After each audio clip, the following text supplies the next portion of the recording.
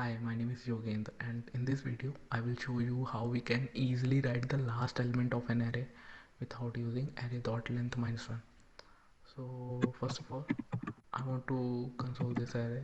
So after consoling, I got an array having an element cat, dog, elephant, lion, tiger. So like here on a 0 index we got first element, and with the 1 index we got a second element, and so on.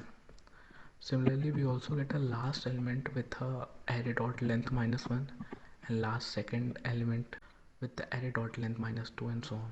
But here we just use JavaScript method called add. So with the help of add method, we can easily get a last element by just writing -1 as an index for a last position of an array, and -2 is for a last second position, and so on. That's it. If you want to know more about any topics related to JavaScript, React, Redux, write down in a comment.